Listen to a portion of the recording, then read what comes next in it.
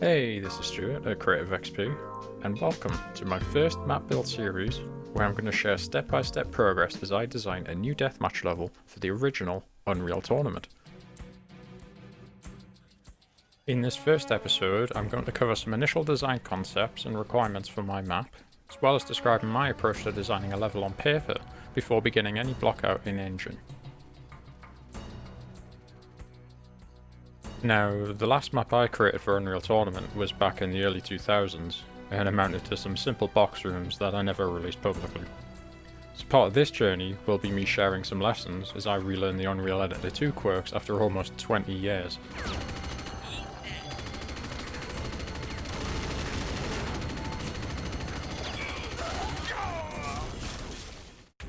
Since it's been a while, I decided to revisit classic UT maps to remember the way the game plays, and the different design elements that make a UT map special. Not only is this going to provide me with the inspiration for my own map, but also ensure that my level properly leverages and provides players all the ingredients that make a map fun to play. This led me to identify some design requirements that I want to follow for my new level, but that can also provide some useful considerations for most deathmatch arenas in other games. One of the most important things to consider when designing a deathmatch arena is how the player moves through the level in a constant flow state so that they can focus on fighting the other players and not the environment. Provide flowing connections and height changes to give players clear options whilst also challenging their reflexes. It's a good idea to ensure that traversing your level is fun and engaging, even when not in combat. Also, avoid dead ends. They stop a player's momentum and inevitably create camping spots that can be exploited. The second thing to consider is a strong identity and theme for your level. This is key for making it memorable among all of the other maps available to players, but can also provide a shorthand description of what the level entails, such as DM Hyperblast, which has players fighting on top of a spaceship hurtling through the cosmos. Importantly, this shorthand can also apply to the distinct areas within your level, where a clear theme or identity for each space can help players navigate the arena and maintain the flow state.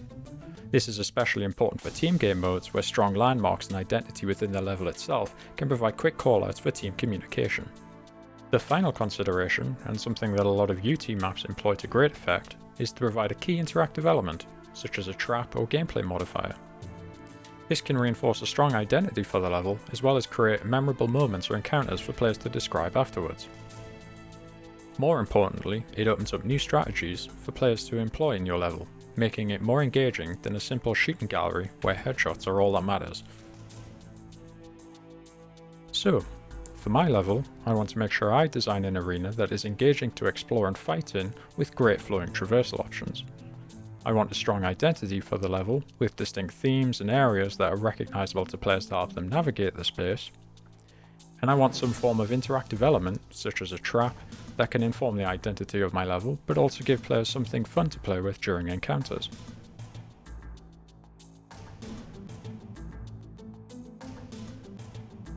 Now that we've got our high-level design requirements, we can focus on determining a particular theme or location that will form the basis of our level going forward.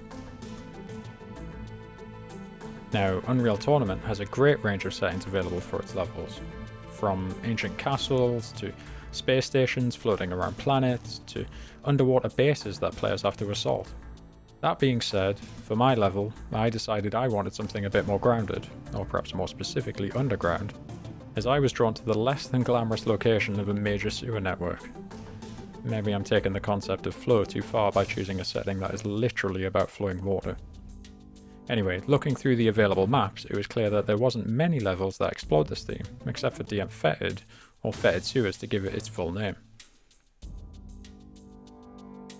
Now if we look at DM-Fetid, it's a really tight, claustrophobic level intended for a small amount of players.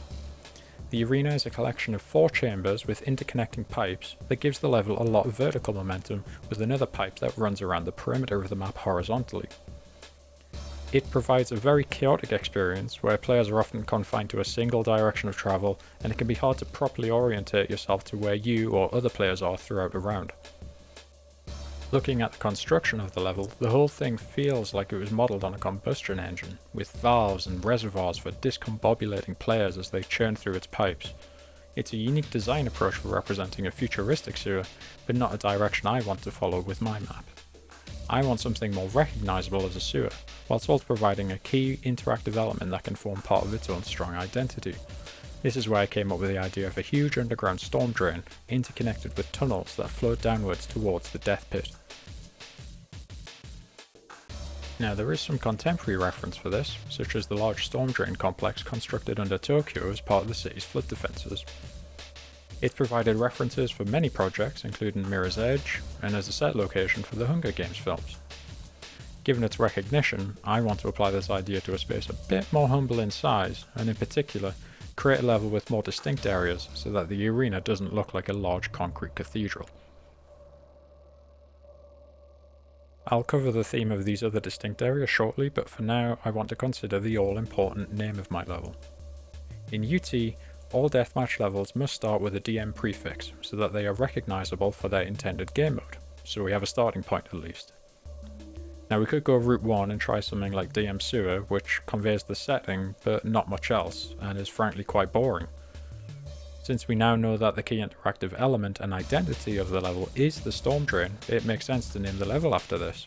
However, I like to try and give my levels a single word name. It's easier to say and type if you're entering the name in server configs or debug consoles, so I'll shorten it to DM-StormD.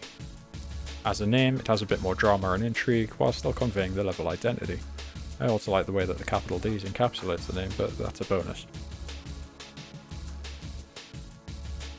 With the key element and theme sorted, we can start to gather references for the other distinct areas I mentioned before.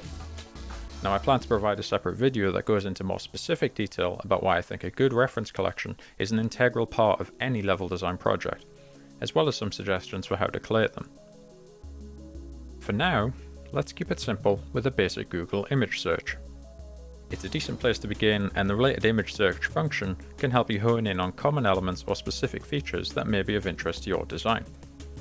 In my case, I was able to discover some key architectural features, such as this large chamber with a bridge structure, as well as these old Victorian sewers with arched brick ceilings and columns.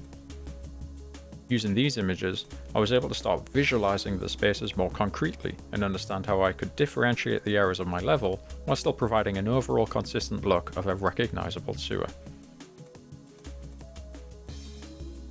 So at this point, you might be thinking, great, we're ready to start building these spaces in Editor, but I prefer to take another step before doing anything in Engine.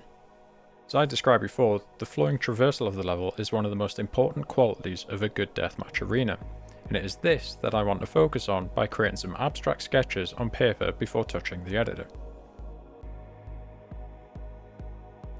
These are the type of sketches I typically create, and admittedly they look more like messy spaghetti than a level design. To help explain, I'll recreate the flow I settled on for this map and step you through the process.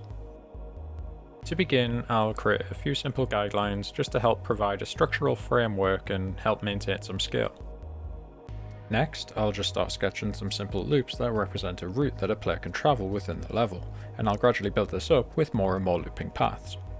The main thing I want to try and do here is make sure that there are plenty of places where these looping paths intersect, because it is these overlaps that will form options for player traversal, as well as indicate the likely points where players will collide as part of deathmatch combat. Now I have a high level understanding of the general flow and combat areas of my level, and it's taken me less than a minute to sketch it out on paper. It's also easy to quickly sketch a number of different spaghetti maps to continue to iterate on a flow until you have something that you're happy with. I've intentionally taken a top-down perspective for this sketch, as I'm not concerned about the different elevations or height changes in the level at this stage. I'm just looking at the flow and intersections abstractly for now. That being said, you can apply this technique to other perspectives such as side-on if you wanted to. To begin giving more structure to these lines as a blueprint for my level, I can now start imagining the spaces that will contain these loops and where the connections and transition points can provide the distinct combat areas I need.